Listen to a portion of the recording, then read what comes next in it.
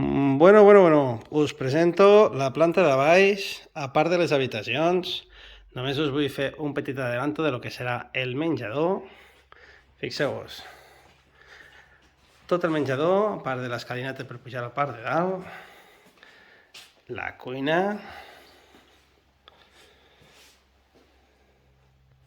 està totalment reformada, fa molt poquet, mobles, forn, microones, amb rentavaixelles. Aquí també els tancaments de les finestres són tots relativament d'alumini en doble vidre.